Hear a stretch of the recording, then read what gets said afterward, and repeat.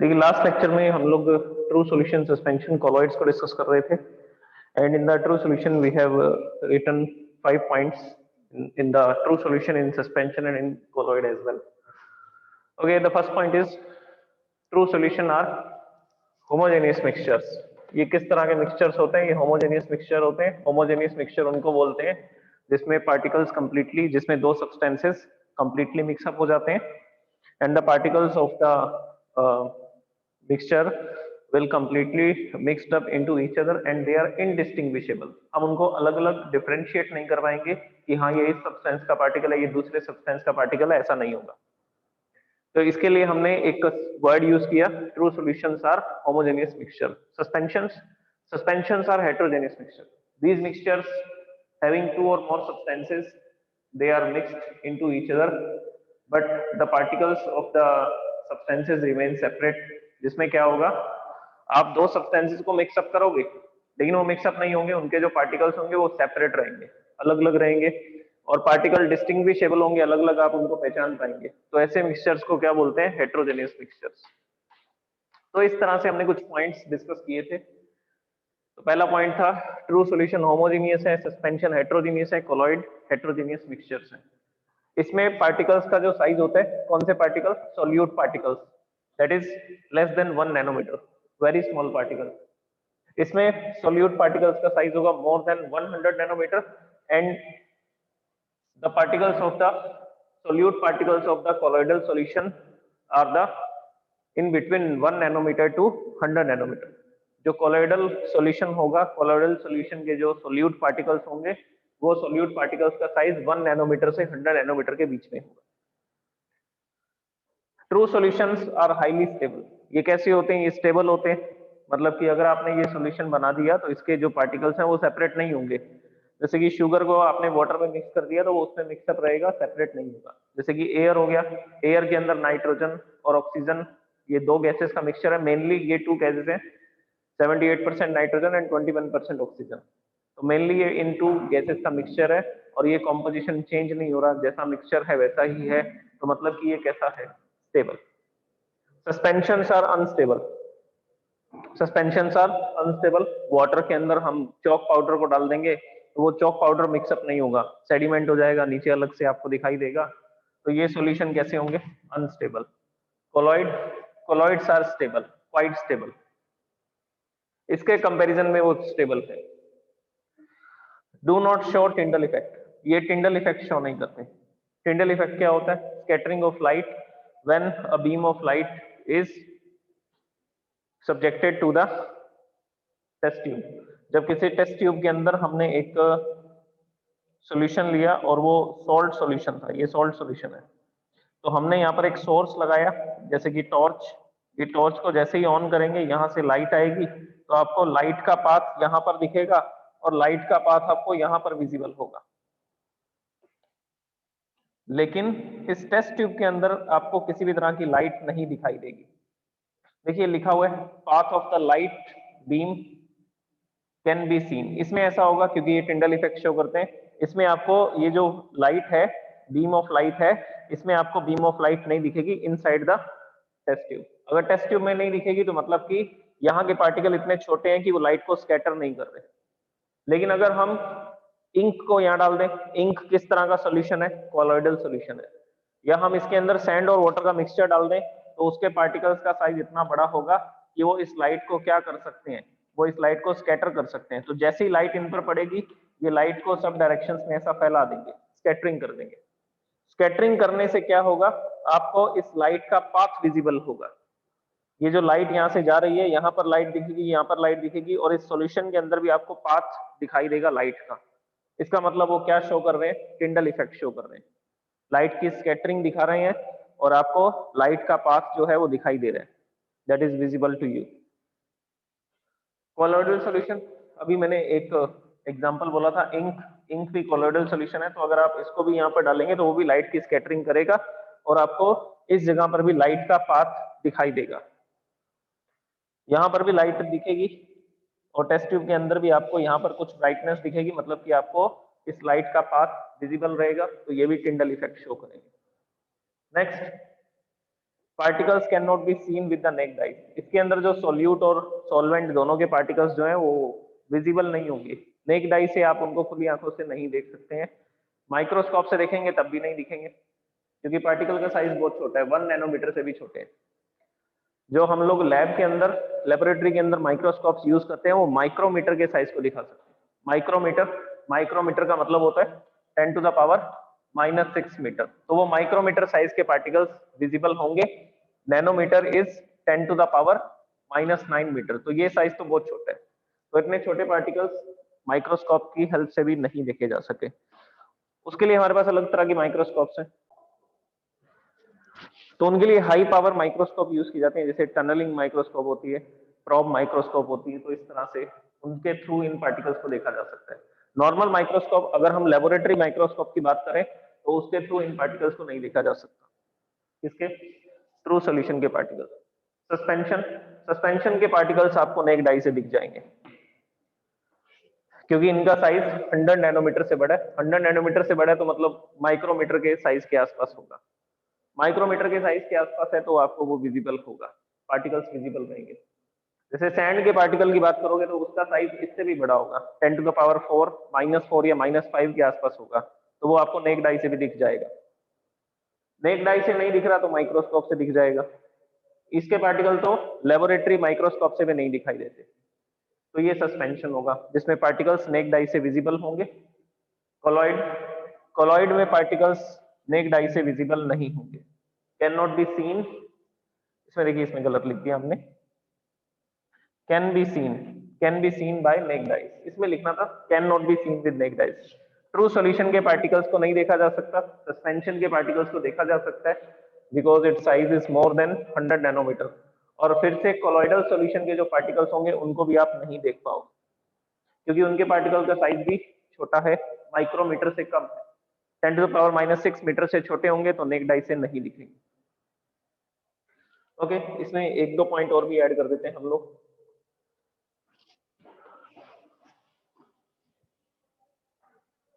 Composition का point भी add कर सकते हो, uniform composition, non uniform composition, uniform composition. इसमें यूनिफॉर्म कॉम्पोजिशन होगा, दो सब्सटेंस कंप्लीटली एक दूसरे के अंदर मिक्सअप हो रहे हैं और कॉन्सेंट्रेशन सब जगह पर एक जैसा रहेगा दोनों सब्सटेंसेस का। और इसमें इसमें सब्सटेंसेस जो है वो अलग अलग लेयर्स बना लेंगे और कॉन्सेंट्रेशन डिफरेंट डिफरेंट मिलेगा। बॉटम में हो सकता है कि ज्यादा सब्सटेंस और टॉप पर आपको कम सब्सटेंस मिले, तो यहाँ पर सस्पेंशंस के अंदर ये जो सॉल्यूशन होंगे, इन सॉल्यूशंस में आपको दोनों सब्सटेंसेस के कॉन्सेंट्रेशन अलग अलग मिलेंगे, अलग अलग प्लेस पर। कोलॉइड, कोलॉइड में यूनिफॉर्म कॉम्पोजिशन लिख सकते हैं। कुछ कोलॉइड ऐसे हैं जो क्या करेंगे, यूनिफॉर्म कॉम्पोजिशन बनाते हैं, मतलब कि जो सब्सटेंसेस हैं वो कंप्लीटली मिक्सअप तो नहीं हो रहे, मैं ये नहीं बोलूंगा कि इसमें कंप्लीटली मिक्सअप हो जाते हैं, वो कंप्लीटली मिक्सअप तो नहीं हो रहे, सेपरेट रहते हैं, वो एक दूसरे से सेपरेट रहते हैं।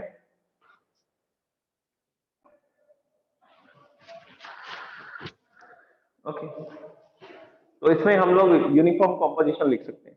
सब्सटेंसेस मिक्सअप नहीं होंगे कंप्लीटली, पार्टिकल्स जो है वो सेपरेट ही रहेंगे, तभी तो हेटेरोजेनियस मिक्सचर लिखा हुआ है इसको। पार्टिकल सेपरेट ही रहेंगे लेकिन कॉन्सेंट्रेशन सब जगह पर एक जैसी होगी, कॉन्सेंट्रेशन सब जगह पर एक जैसी रहेगी जितने भी सब्सटेंस आपने मिक्सअप किए हैं, तो इसलिए आप इसमें यूनिफॉर्म कॉम्पोजिशन लिख सकते हैं। एनीवेज, नेक्स्ट पॉइंट में इसमें फिल्टरेशन का लिखता हूं। ये जो मिक्सचर होगा इसके कॉन्स्टिट्यूएंट्स को फिल्टरेशन से सेपरेट नहीं कर सकते। द कॉन्स्टिट्यूएंट्स, कॉन्स्टिट्यूएंट्स की बजाय हम लोग कंपोनेंट्स लिख सकते हैं। The components of true solution cannot be separated by filtration, cannot be separated by filtration। मतलब कि ट्रू सॉल्यूशन में जो भी सब्सटेंसेज हैं, जो भी उसके कंपोनेंट्स हैं, आप उनको सेपरेट नहीं कर सकते, किसकी हेल्प से, फिल्टरेशन की हेल्प से। मान लीजिए मेरे पास शुगर सॉल्ट सॉल्यूशन है या एयर है, तो हम इसको किसी फिल्टर से पास करेंगे तो सारे के सारे पार्टिकल ही पास हो जाएंगे, पूरा का पूरा शुगर सॉल्यूशन इसमें से पास हो जाएगा। तो आप शुगर को और वाटर को, सॉल्ट को, वाटर को एयर के कंपोनेंट्स को अलग नहीं कर सकते, किसकी हेल्प से? फिल्टरेशन की हेल्प से। किसकी हेल्प से? फिल्ट्रेशन की हेल्प से। पेट्रोल को लेंगे, पेट्रोल को एक फिल्टर पेपर के थ्रू पास करेंगे तो पूरा का पूरा फिल्टर पेपर से पास हो जाएगा, तो पेट्रोल के कंपोनेंट्स भी सेपरेट नहीं होंगे। तो फिल्टरेशन से आप ट्रू सॉल्यूशन के कॉन्स्टिट्यूएंट्स को सेपरेट नहीं कर सकते। और सस्पेंशन के कॉन्स्टिट्यूएंट्स को आप क्या कर सकते हैं? फिल्टर पेपर से सेपरेट कर सकते हैं, क्योंकि पार्टिकल्स का साइज बड़ा है, 100 नैनोमीटर से बड़े पार्टिकल है, माइक्रोमीटर साइज के पार्टिकल्स हैं।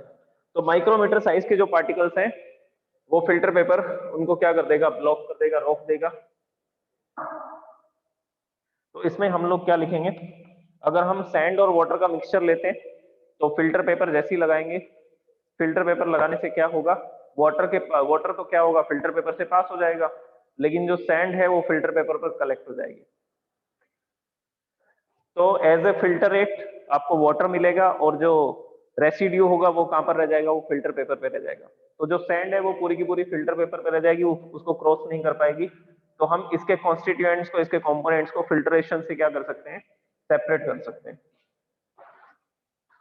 क्या लिखेंगे इसमें?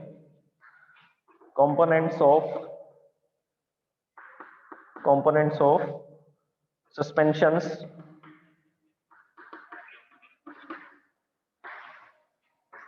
can be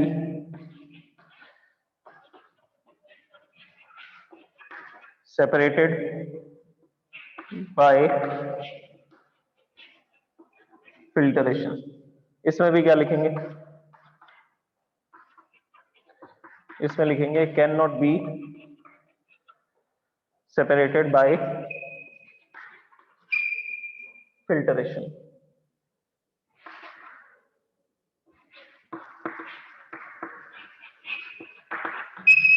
cannot be separated by filtration।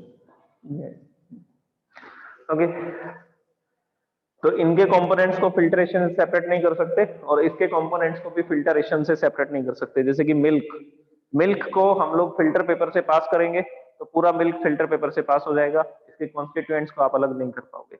Milk के अंदर कौन कौन से मॉलिक्यूल्स हैं? तो आंसर ये है कि फैट मॉलिक्यूल्स हैं, प्रोटीन मॉलिक्यूल्स हैं, उसके अलावा उसमें कुछ मिनरल्स हैं, वाटर मॉलिक्यूल्स हैं। तो वो 3-4 सब्सटेंसेस का मिक्सचर होता है, 3-4 सब्सटेंसेस का मिक्सचर होता है और वो कंप्लीटली मिक्सअप नहीं होते हैं एक दूसरे के अंदर, सेपरेट रहते हैं वो पार्टिकल्स। जो फैट मॉलिक्यूल्स होते हैं वो काफी बड़े साइज के होते हैं in comparison to the protein molecules की कंपैरिजन में। लेकिन इतने बड़े भी नहीं है कि फिल्टर पेपर उनको रोक ले, उनका साइज 1 नैनोमीटर से 100 नैनोमीटर के बीच में रहेगा। तो ऐसे पार्टिकल फिल्टर पेपर को क्रॉस करके चले जाएंगे, तो हम मिल्क के कॉन्स्टिट्यूएंट्स को फिल्टर पेपर से क्या नहीं कर पाएंगे? सेपरेट नहीं कर पाएंगे। इंक को अगर डालेंगे फिल्टर पेपर से वो क्रॉस करके चली जाएगी, फिल्टर पेपर उसको सेपरेट नहीं कर पाएगा उसके कंपोनेंट्स को।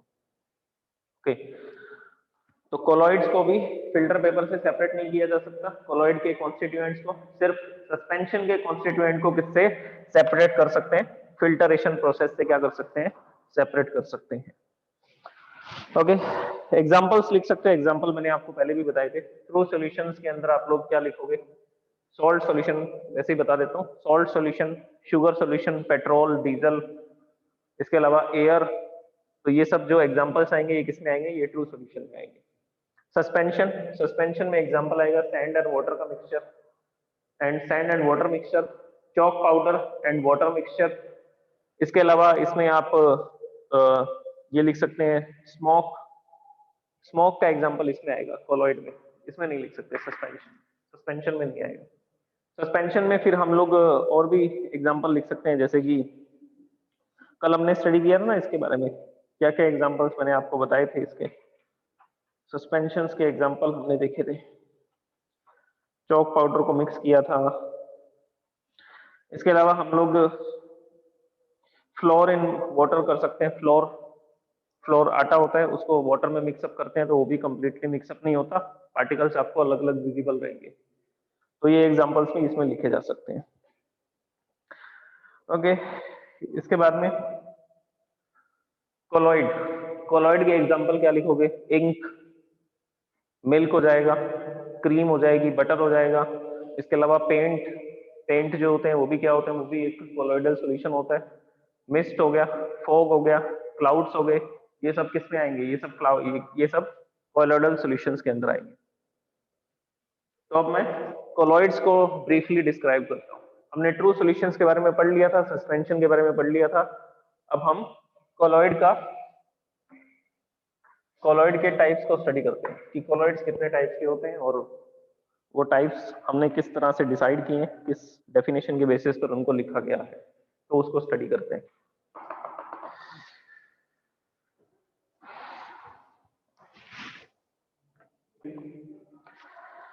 इसमें डिस्पर्स फेज और डिस्पर्सिंग मीडियम आपको दिए गए हैं टेबल के अंदर, आपके एनसीईआरटी बुक में जो टेबल है इससे रिलेटेड।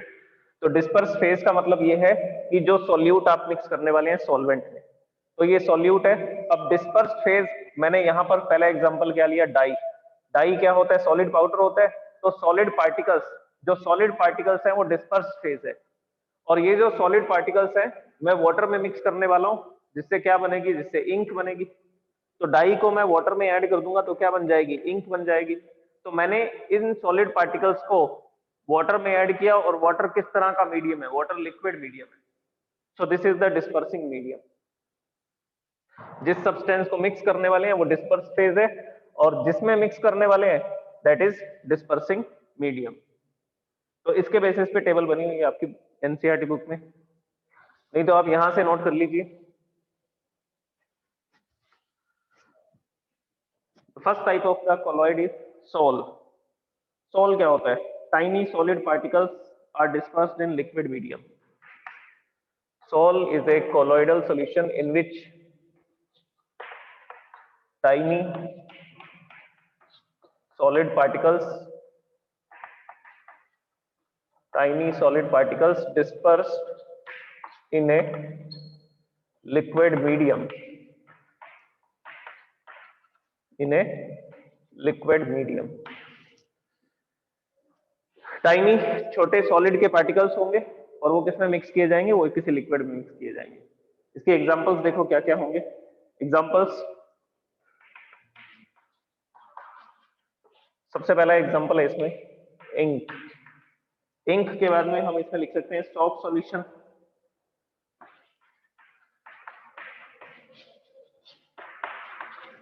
सॉफ्ट सॉल्यूशन, और एक एग्जांपल और इसमें आ सकता है पेंट।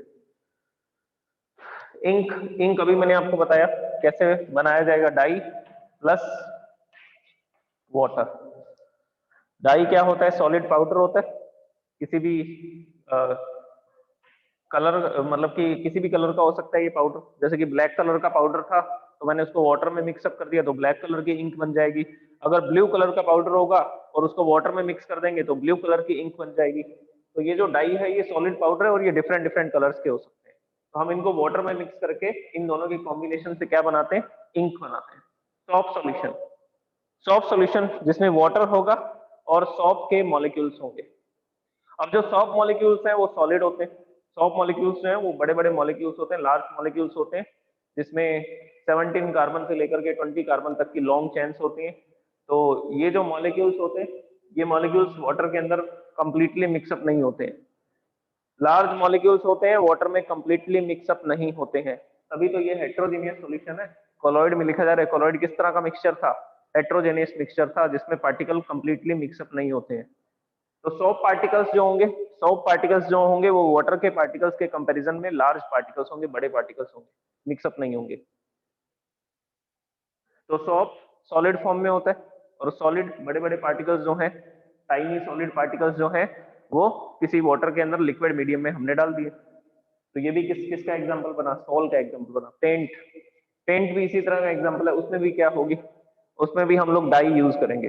डाई मतलब कि अलग अलग तरह के सॉलिड पाउडर्स को यूज करेंगे, डिफरेंट डिफरेंट कलर्स के होंगे, और इनको हम लोग वाटर के अंदर, और कुछ क्वांटिटी में अल्कोहल भी होगा और कुछ क्वांटिटी में टर्पेटाइन ऑयल भी होगा। तो ये 3-4 अलग अलग तरह के मटेरियल्स लेंगे तो उससे क्या बनाएंगे? उससे पेंट बनाया जाएगा।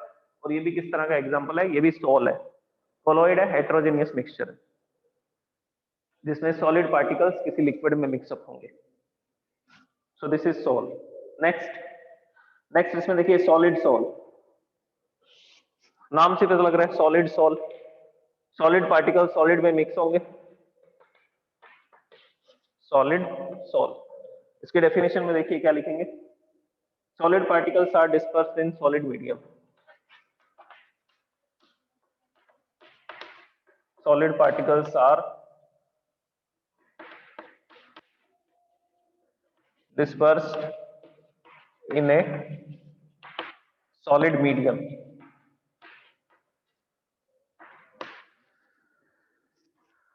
एग्जाम्पल,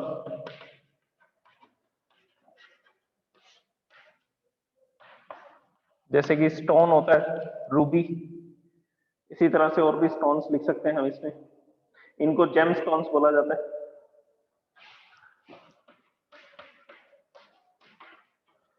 रूबी, सैफिर, नीलम, तो ये कलर्ड स्टोन्स जो आते हैं ये कैसे बनाए जाते हैं, ये आर्टिफिशियली भी बनाए जा रहे हैं आजकल। हम लोग क्या करते हैं, सैंड को यूज करते हैं। सैंड को 1700 डिग्री सेल्सियस पे जैसी गर्म करते हैं वो ट्रांसपेरेंट हो जाती है, और किस में कन्वर्ट हो जाती है, और वो कन्वर्ट हो जाती है ग्लास में। तो जो सैंड है उसी से क्या बनाया जाता है, उसी से ग्लास बनाया जाता है। तो ग्लास जो है वो सॉलिड होता है, तो हम लोग क्या करते हैं उसके अंदर कलर डाल देते हैं, जैसे कि कोई कलर्ड पाउडर डाल दिया, कोई कलर्ड पाउडर डालेंगे तो वो ग्लास कैसा हो जाएगा, कलरफुल हो जाएगा। तो डिफरेंट डिफरेंट कलर्स के ग्लास आते हैं ना, तो यहाँ पर हम लोग इसको भी लिख सकते हैं कलर्ड ग्लास। लेकिन कलर्ड ग्लास तो आर्टिफिशियली मेड होगा, ये नेचुरली मेड है, जिसमें जो सॉलिड ग्लास था उसके अंदर कोई इंप्योरिटीज मिक्सअप हो गई, इंप्योरिटीज के मिक्सअप होने से वो डिफरेंट डिफरेंट कलर के क्या बन गए, स्टोन्स बन गए, डिफरेंट डिफरेंट कलर की रॉक्स बन गई। वो जो कलरफुल रॉक्स होती हैं उन्हीं को हम लोग क्या बोलते हैं, कलर्ड जेमस्टोन्स बोलते हैं। रूबी, रूबी जो है वो रेड कलर का होता है, जो सैफिर होता है उसको नीलम बोलते हैं, ब्लू कलर का होता है ये। ओके, तो ये कलर्ड जेमस्टोन्स सॉलिड सॉल के एग्जांपल है, कोई सॉलिड पार्टिकल किसी दूसरे सॉलिड में मिक्सअप हो जाते हैं। सो this is also a colloidal solution. Next हम लोग देखते हैं एरोसोल। एरोसोल के दो टाइप होंगे। एरोसोल में दो चीजें हो सकती हैं, सॉलिड और लिक्विड दोनों ही गैस में मिक्स हो सकते हैं। सॉलिड और लिक्विड दोनों ही किस में मिक्स हो सकते हैं, गैस में मिक्स हो सकते हैं। तो मैं यहां पे लिखता हूं सॉलिड और लिक्विड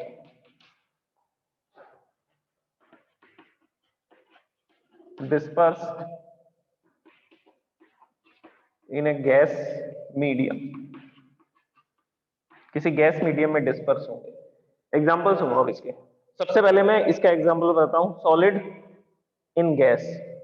तो मैं यहां पर लिखता हूं एक एरोसोल तो ये वाला होता है जिसमें सॉलिड पार्टिकल किस में मिक्सअप हो जाते हैं, गैस में मिक्सअप हो जाते हैं। और एक एरोसोल होता है जिसमें लिक्विड पार्टिकल्स किस में मिक्सअप हो जाते हैं, गैस में मिक्सअप हो जाते हैं। तो दूसरे तरह का एरोसोल होगा लिक्विड इन गैस। एग्जांपल्स में लिखता हूं उससे आपको ये क्लियर हो जाएगा। एरोसोल टू टाइप के हैं, आपकी एनसीईआरटी बुक में भी जो टेबल बना रखी है उसमें एरोसोल दो बार लिखा हुआ है, एक बार लिखा होगा सॉलिड इन गैस, एक बार लिखा होगा लिक्विड इन गैस। इसका एग्जांपल क्या है, इसका एग्जांपल है स्मोक। स्मोक में क्या होता है, स्मोक लिख सकते हैं या इसमें हम लोग लिख सकते हैं automobile exhaust. Automobile exhaust. Smoke, smoke में अनबर्न्ड कार्बन पार्टिकल्स होते हैं। देखिए हम लोग किसी भी ऑब्जेक्ट को, जैसे कि हमने वुड को बर्न किया, तो वुड को बर्न करने पर उसमें से गैसेस प्रोड्यूस होंगी, CO2, NO2, SO2, वो तो कंप्लीटली मिक्सअप हो जाएंगे एनवायरमेंट में। लेकिन अनबर्न्ड कार्बन पार्टिकल्स होंगे, जो कार्बन पूरी तरह से जला नहीं, पूरी तरह से बर्न नहीं हुआ, तो वो कार्बन पार्टिकल्स भी होंगे, और वो कार्बन पार्टिकल्स एयर में चले जाएंगे। जैसे कि हम लोग कैंडल को बर्न करते हैं, कैंडल को बर्न करने के बाद जैसे ही हम उसके ऊपर हाथ रखते हैं तो यहाँ पर एक ब्लैक लेयर क्रिएट हो जाती है। हमारे हाथ पर कौन सी लेयर आ जाएगी, जैसे कि हमने कैंडल को बर्न किया और उसमें से जो स्मोक पार्टिकल्स निकल रहे हैं अनबर्न कार्बन पार्टिकल्स हैं, जो कार्बन पार्टिकल्स पूरी तरह से जले नहीं। तो जैसे ही हम उसके ऊपर ऐसा हाथ रखते हैं, थोड़ा दूर रखना पड़ेगा नहीं तो जल जाएगा, तो जैसे ही वो पार्टिकल्स आकर के हमारे हाथ से कोलाइड करते हैं तो हमारे हाथ पर एक ब्लैक कलर की लेयर बन जाती है, वो अनबर्न कार्बन पार्टिकल्स। तो कार्बन, कार्बन सॉलिड है तो वो सॉलिड पार्टिकल्स होंगे, और वो सॉलिड पार्टिकल्स किस में मिक्स हो रहे हैं, एयर में। एयर क्या है, गैसेस है। तो अनबर्न्ड कार्बन पार्टिकल सॉलिड, और एयर में मिक्स हो रहा है तो गैस में मिक्स हो रहा है, तो इस टाइप के मिक्सचर को क्या बोला जाता है? एरोसोल बोला जाता है। तो स्मोक भी एक एरोसोल है और ऑटोमोबाइल एग्जॉस्ट भी क्या है? एक एरोसोल है। ऑटोमोबाइल एग्जॉस्ट जो हैवी व्हीकल्स होते हैं, जैसे कि ट्रक और बस की बात करते हैं हम लोग, हैवी इंजन होते हैं उनके, उसमें जब डीजल को बर्न करते हैं, डीजल को बर्न करते हैं तो उसमें कार्बन के बड़े बड़े मॉलिक्यूल्स ऐसे रह जाते हैं जो जलते ही नहीं है, उसमें भी अनबर्न्ड कार्बन मॉलिक्यूल्स होते हैं, अनबर्न्ड कार्बन मॉलिक्यूल्स। ये वाला मॉलिक्यूल भी हो सकता है C60, इसको फुलरिन बोला जाता है, C60 फुलरिन बोला जाता है, जिसमें कार्बन के 60 पार्टिकल्स आपस में जुड़ जाते हैं, 60 पार्टिकल्स कंबाइन होते हैं और एक बड़ा मॉलिक्यूल बनाते हैं। तो वो अनबर्न्ड कार्बन पार्टिकल्स ही हैं ऑटोमोबाइल एग्जॉस्ट में भी, और वो किस में मिक्सअप हो जाते हैं? एयर में मिक्सअप हो जाते हैं। तो ये दोनों एग्जांपल सॉलिड प्लस गैस ये वाले एरोसोल के हैं। और इसके एग्जांपल्स क्या होंगे? Liquid in gas. Liquid in gas के एग्जांपल देखिए, एक तो हम लोग इसमें लिख सकते हैं hair spray, hair spray. Next हम इसमें लिखेंगे फॉग, नेक्स्ट लिखेंगे मिस्ट एंड क्लाउड, क्लाउड्स भी इसी में लिख सकते हैं। तो ये 4 एग्जांपल होंगे किसमें? Liquid in gas. अब देखिए हेयर स्प्रे, हेयर स्प्रे में क्या होता है? हेयर स्प्रे में हम लोग क्या करते हैं? एक लिक्विड फिल कर देते हैं, एक बॉटल होती है जिसमें हाई प्रेशर से क्या भरा होता है? लिक्विड भरा होता है। तो जैसे ही हम उसकी नोजल को दबाते हैं, हाई प्रेशर से लिक्विड बाहर की तरफ आता है, हाई प्रेशर होने के कारण वो बाहर की तरफ आएगा, एक्सपेंड होगा, एक्सपेंशन होगा। तो जैसे ही वो बाहर आता है, नोजल के अंदर छोटे छोटे क्या होते हैं? टाइनी होल्स बने होते हैं। तो उन होल्स के थ्रू वो स्प्रे बाहर आता है और वो स्प्रे किसके अंदर मिक्स हो जाता है? एयर में मिक्स हो जाता है। तो जैसे ही वो नोजल से बाहर आएगा, वो लिक्विड के अंदर क्या मिक्स हो जाएगी? लिक्विड के अंदर एयर मिक्स हो जाएगी और हमें वो किस फॉर्म में दिखाई देगा? स्प्रे की फॉर्म में। तो वो होता है हेयर स्प्रे। नेक्स्ट आएगा फॉग। फॉग जो है उसमें वाटर वेपर होता है और वो वाटर वेपर जो है धीरे धीरे अपवर्ड डायरेक्शन में राइज होता है और फिर कंडेंस होने लगता है। कंडेंस का मतलब है कि वो किसमें कन्वर्ट होना लग जाता है? लिक्विड में।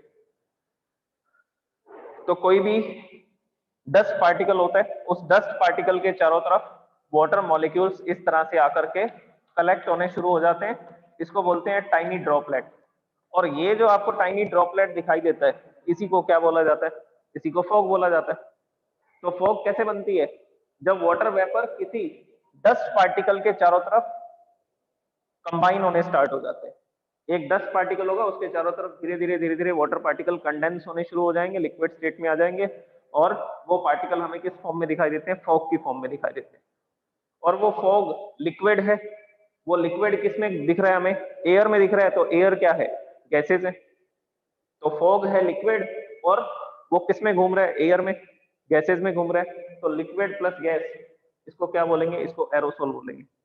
तो फॉग इन द एयर, जब फॉग एयर में आपको दिखाई देगी तो वो किस तरह का कोलॉइड बन जाएगा? एरोसोल बन जाएगा। इसी तरह से मिस्ट होता है। देखिए फॉग और मिस्ट में एक छोटा सा डिफरेंस है। फॉग जिसमें कि आपको ये पार्टिकल्स काफी ज्यादा नंबर में दिखाई देंगे, विजिबिलिटी बहुत कम होगी।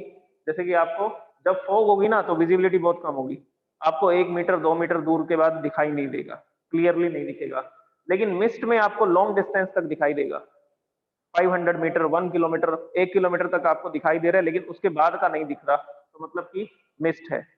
तो अगर डेंसिटी ज्यादा है, इन मॉलिक्यूल्स की डेंसिटी, इन पार्टिकल्स की, लिक्विड पार्टिकल्स की डेंसिटी ज्यादा है तो फॉग बोल देंगे, और अगर पार्टिकल दूर दूर है, डेंसिटी कम है, तो हम उसको मिस्ट बोल देते हैं।